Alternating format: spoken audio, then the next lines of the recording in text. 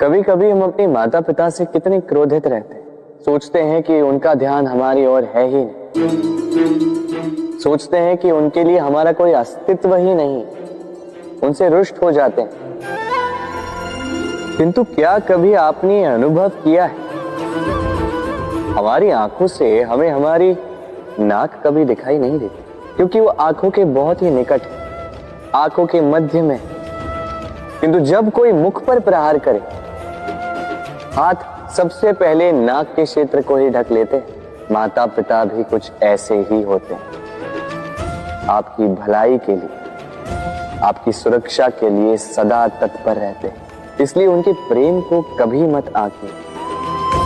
आवश्यक नहीं कि उनका प्रेम आपको हर बार स्पष्ट रूप से दिखाई दे, क्योंकि ये ऐसा प्रेम है जो निरंतर आपके साथ ढाल बनकर आपकी रक्षा करेगा।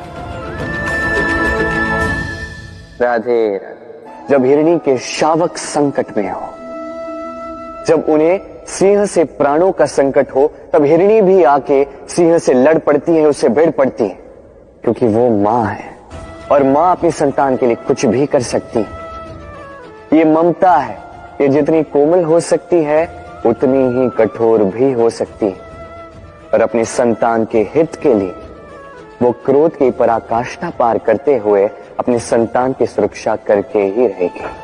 और इसीलिए तो मां संतान के जीवन की सबसे बड़ी ढाल कहलाती। इसी मां को हमारा शत शत नमन। राधे राधे। करुणा, करुणा वो भाव है जिससे संसार के सारे भाव जन्म लेते हैं, और ये समस्त संसार ये मां से जन्म लेता है।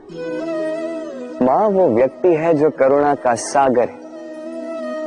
संतान को देखकर ही समझ जाती है कि उसकी विडंबना क्या है, उसकी आवश्यकता क्या है। संतान के नेत्रों में यदि अश्रु दिखे, वो देखकर ही समझ जाती है कि उसके शरीर के कौन से भाग में उसे चोट लगी है। संतान के बिना कहे मां समझ जाती है कि आज भोजन में संतान क्या खाएगी। ये होती है मां। मां करुणा का सबसे बड़ा रूप है। और आज के युग में मनुष्य जो है, थोड़ा भी आगे क्यों ना निकल जाए, मां को तो पीछे ही छोड़ देता है, मां को भूल ही जाता है।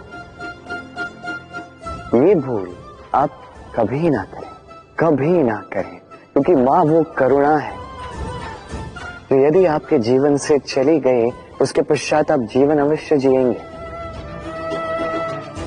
किंतु कभी जीवन जी नहीं पाएंगे। उसके पश्चात आपके जीवन से आपका ये मूल्यांकन, आपके जीवन से करुणा का ये भाव, ये भी आप खो दोगे। आपकी मां सबसे अधिक महत्वपूर्ण है। यदि मां को खो दिया तो समझ लीजिए सब कुछ खो दिया। इसलिए मां को सदैव स्मरण रखिए, सदैव उसे प्रेम दीजिए, और मेरे साथ कहें राधे राधे हे राधे। आज विजयदशमी, वो दिन है जब श्री राम ने रावण का वध किया। वो दिन है जब श्री राम ने लंका पर विजय प्राप्त की। लोग कहते हैं कि ये अच्छाई की बुराई पर विजय का प्रतीक है। इसे देखने का एक और रूप भी है। जी हां, ये प्रेम के विजय का भी प्रतीक है, ये परिवार के विजय का भी प्रतीक है। आपको तो ज्ञात होगा ही कि रावण महाज्ञानी था, महाशक्तिशाली था, महादेव का परम भक्त था रावण। अब जो व्यक्ति कैलाश पर्वत उठा सकता था, वो व्यक्ति स्वयं एक कटे हुए वृक्ष की भांति श्री राम के चरणों में गिरा हुआ था। क्यों? क्योंकि राम के साथ लक्ष्मण था, वही रावण के साथ विभीषण भी नहीं था। एक और परिवार में बढ़ता प्रेम था, तो दूसरी ओर परिवार में बढ़ती दरार। स्मरण रखिए, यदि संसार पर विजय प्राप्त करनी है तो सर्वप्रथम परिवार में प्रेम बनाए रखना होगा। परिवार में केवल प्रेम बढ़ाइए, द्वेष कभी नहीं। आप सदैव सुखी रहें और जीवन की हर बाधा पर आप विजय प्राप्त करें। राधे राधे। देखिए, कल जो आने वाला है उसके लिए आज को व्यर्थ करना अनुचित है। हमें इस प्रकृति से यही सोच, यही सीख पानी चाहिए।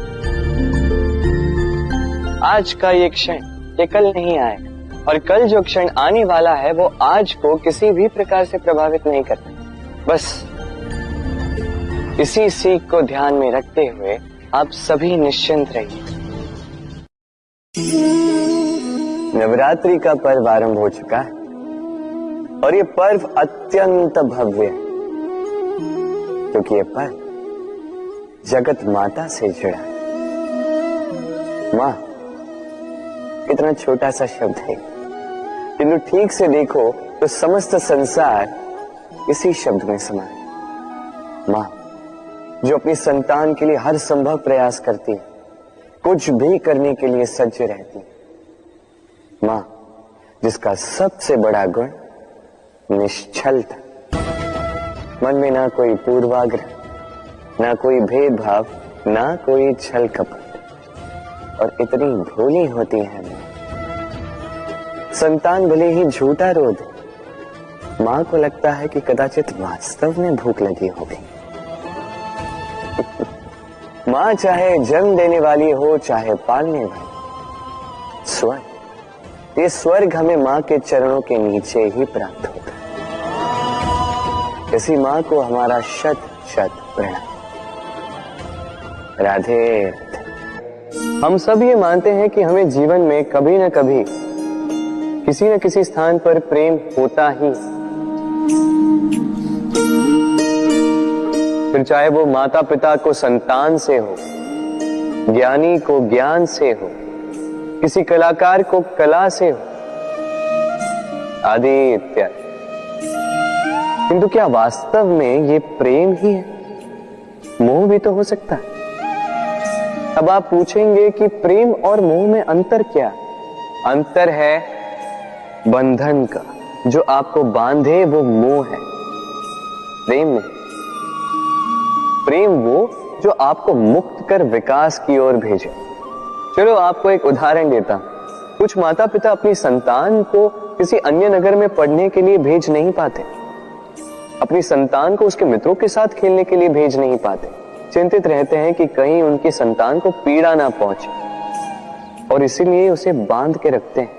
ये प्रेम नहीं है, ये मोह है।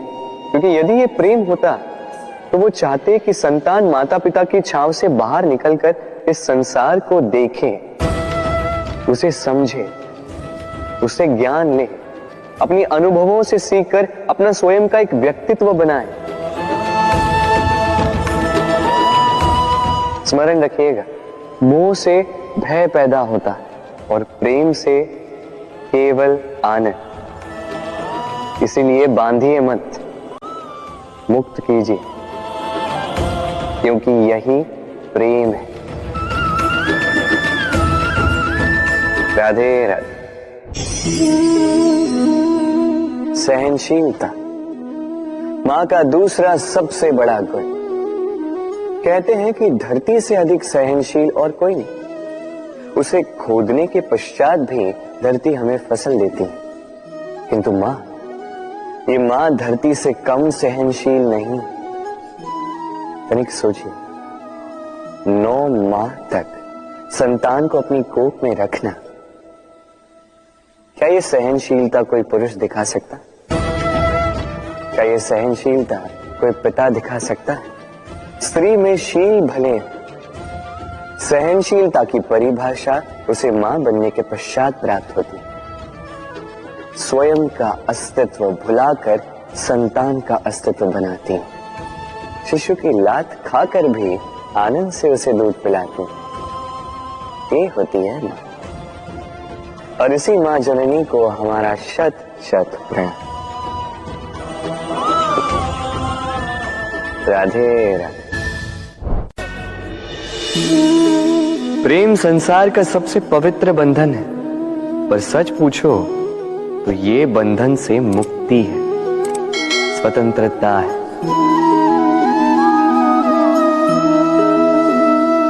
नहीं समझे? समझाता हूं। यदि कोई आपका प्रेम ठुकरा दे, यदि कोई आपका प्रेम समझ ही ना पाए, तो क्या होगा? कुछ उदास हो जाएंगे, कुछ छल करके प्रेम पाना चाहेंगे, तो कुछ बलपूर्वक प्रेम पर अधिकार करना चाहेंगे।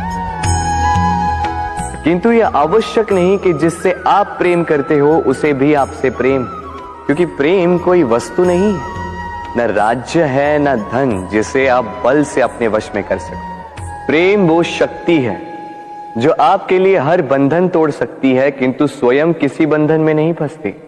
तो जिससे भी आप प्रेम करते हो उसे स्वतंत्र छोड़ दीजिए, क्योंकि स्वतंत्रता ही वो भाव है जो जीव को सबसे अधिक प्रिय है। प्रेम सच्चा होगा तो उसे अवश्य समझ में आए। तब तक के लिए निस्वार्थ भाव से प्रेम कीजिए, स्वार्थ हट जाएगा तो प्रेम आ ही जाएगा और मन प्रसन्न होकर बोलेगा, राधे राधे। मां का एक और सबसे महान गुण, स्वयं को ढालने की अद्भुत शक्ति। जिस प्रकार एक मां स्वयं को ढाल सकती है और कोई नहीं कर सकता। मां एक महानदी की भांति है, जिसकी ऊर्जा असीमित है, किंतु अहंकार बिल्कुल नहीं। जिस प्रकार एक नदी ढलान के अनुरूप मुड़ जाती है, उसी प्रकार एक मां अपने संतान के अनुरूप ढल जाती है, चाहे जैसी भी परिस्थिति हो। उसके सोने के समय के अनुरूप स्वयं का सोना, उसके जागने के समय के अनुरूप स्वयं का जगना, संतान की इच्छा का भोजन वो स्वयं का मनपसंद भोजन बना लेती। ये मां का आंचल ही तो है, जो धूप में छाप बनकर आता है, जो शीत में कंबल बनकर आता है। मां ऐसी होती है कि संतान की निद्रा ना टूटे, इसलिए एक करवट सोने का अभ्यास कर लेती है, और इतना स्वयं को केवल वही ढाल सकती है जो संतान की ढाल बन सकती। इसी मां को हमारा शत शत नमन। राधे राधे।